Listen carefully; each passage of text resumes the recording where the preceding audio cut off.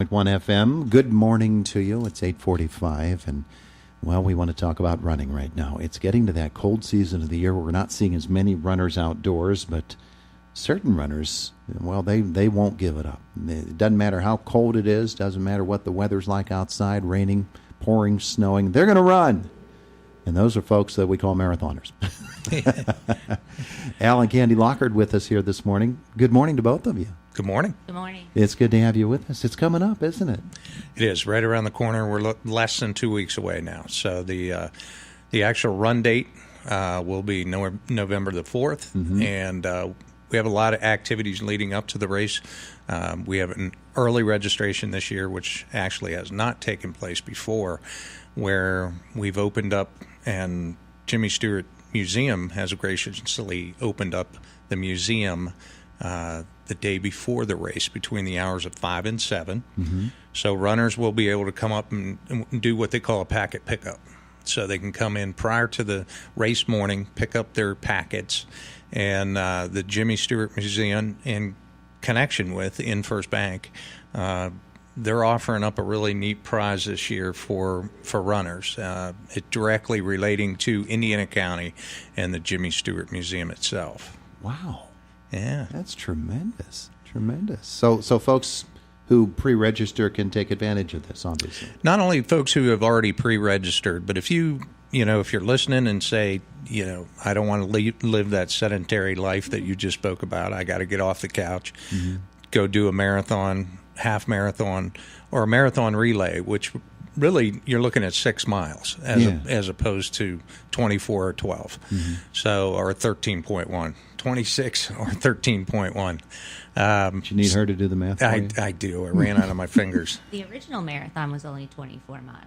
There you go. There you go. So they changed it for the Olympics so that it would go past Buckingham Palace. Yeah. And go that's past what the made King's it box. 26.2. Yeah. So every time I get to 24, I curse the British monarchy because I still have 2.2 miles to go. She's still fighting the revolution. I know. Spoken like a true history teacher. Yeah. I didn't know And a all true that. marathoner as well. Are you running this year?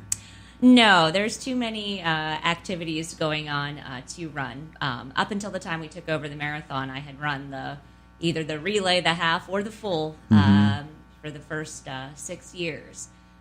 But directing it does not allow for running it. Yeah. Running it would be less stressful, actually. Well, running, it's such a wonderful thing to get out there. And if you get your mind in the right place, that run is going to zip right by. Yeah, and that's what it's about, too, is, you look at the venue down there that we have. It's very unique. In most cases, on a marathon, you're pounding what we refer to as pounding the pavement. So you're out there running on a road somewhere. This is different. It's a cinder track. It's a rails to trails, so it is an out and back. But if you have never been down to Sailor Park, here's a great opportunity to go out and see it. And you're running along the river, both out and back. Beautiful fall colors will be in place by then. And it usually, with the exception of last year, it's usually a very beautiful day. Yeah. So that's a good way to identify for folks where the Indiana County Marathon is, how it begins, and how they can get involved. Right. So you're looking at the start being, again, November the 4th.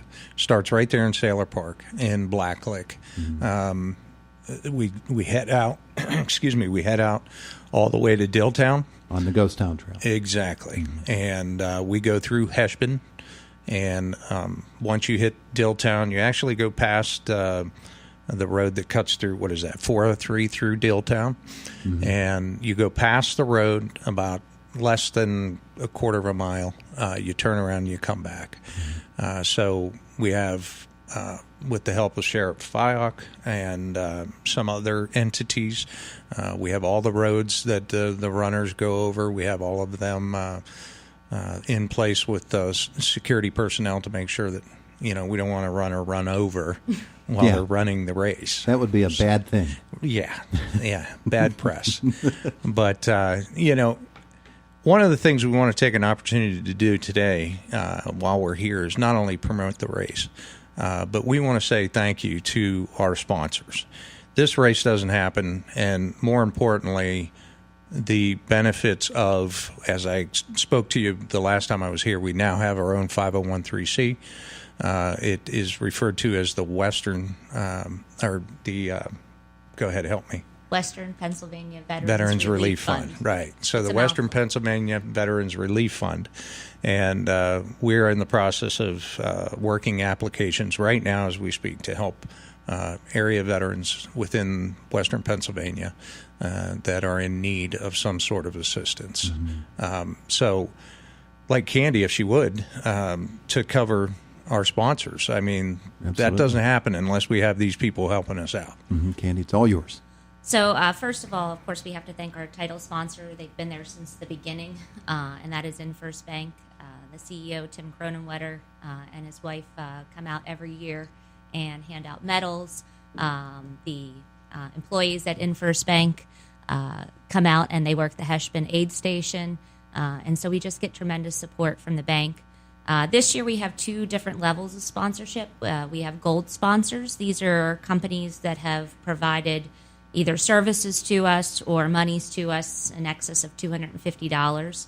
And that includes Fast Time Screen Printing, who does all of our race T-shirts, and they're handling our medals this year as well. And Gingerbread Man Running Company, right down the street, great for anybody who needs last-minute marathon stuff. Holsinger, Clark, and Armstrong, Indiana Regional Medical Center, and Up and Running, which is another local running store in Ebensburg, PA. And they've been great supporters of ours as well. Our other sponsors are our silver sponsors. They also have mile markers. All of our sponsors have mile markers that are dedicated to them. So we have lots of signage out there along the course to keep runners interested in as well. So there's quite a list, so I'll try to go through quickly. It's 553 Auto Body, Allied Milk, Boomerang Light and Sound out of Altoona, PA, Bowman Surveying, Citizens Ambulance, who gives us tremendous support at the start and finish as well as on the course. Colonial Motor Mart, Crooked Creek Creations, who do amazing work on our plaques. Jake Davis, State Farm Insurance. Eaton Park, who gives us our cookies. Forefront Dermatology. Sheriff Bob Fyock, who helps us in so many ways, keeping the trails safe and serving as our lead wagon there. H&R Block, who also mans an aid station. Ideal Market, who gets in our milk and cheese. The Indiana Area Education Association and Indiana Area Junior High faculty and staff, who are my colleagues, who just provided a tremendous support for the race and for veterans. The Indiana Roadrunners Club, can't thank them enough for everything that they do. John Swager in particular, and Dick Gelati, who come out every year and just put so much time and effort into all of the races, but especially help us with ours. Jimmy Stewart Museum, L&J Sanitation, a runner's best friend on race morning, provide us with our porta-johns. My in-laws, Al's parents, Al and Mary Lou Lockard, Dave Mapes, who does a tremendous job on our timing services, mostly Oak Woodcrafts, Park Inn, our hotel sponsor, the Pennsylvania Army National Guard, State Representative Dave Reed, Dr. Keith Ross, Indiana County Commissioner Rodney Ruddick, Safe Light Auto Glass, Sheets, Walmart, Waste Management, State Senator Don White, Yellow Creek Campground, and Dr. Frank Zabinowicz. Wow. That's a lot. You don't get that many people unless somebody's doing an awful lot of, legwork in order to make that happen. Somebody, you and everybody else who is organizing this, you have to have some tremendous work ethics in order to make that happen. And you're to be congratulated. Yeah, we have a great crew. We really do. We have a lot of sponsors. A lot of these folks are repeat providers each year. All we do is send out a reminder, and right away they respond in kind, and it's fantastic. There's 3 businesses here in town I'd like to also mention, and that is something different this year. When you come to the Jimmy Stewart Museum, on Saturday night between the hours of 5 and 7 to pick up your packets. You will be given your race bib.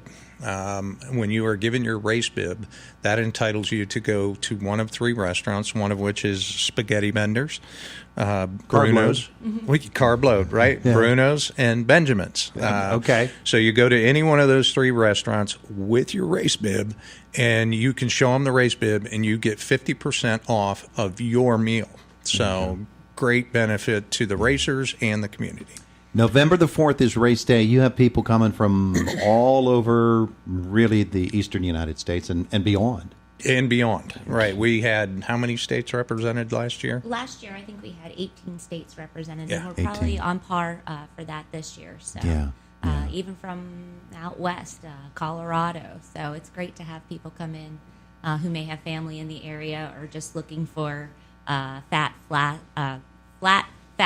Boston qualifier. That's something else we boast is anybody who's qualifying for Boston. We think our race is a great venue to come and do that. And it's getting harder and harder to qualify. So it's a tremendous, accomplishment just to become a Boston qualifier, and you've done it. we've done it. Yes, it's a tremendous. It's a tremendous race. Yeah, what a spirit it will be, and we can't underscore enough that veterans are saluted with this and benefit from this wonderful Indiana County Marathon, which is now titled again. Say it again.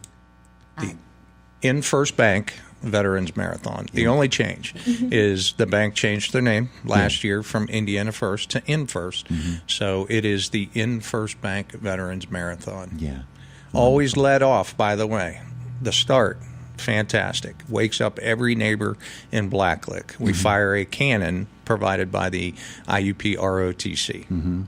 And no one is killed in the process. I don't know. So I don't think far. we've had anybody so far. we had somebody named. Former race director Tom Fetterman had his hand. That we was, got that one a little too close. That was Tom's fault. He was a little overzealous in pulling That's the why lanyard. we don't fire the cannon. Tom is such a sweetheart, though, that he probably took it all literally in stride. Yes. Yeah, he did.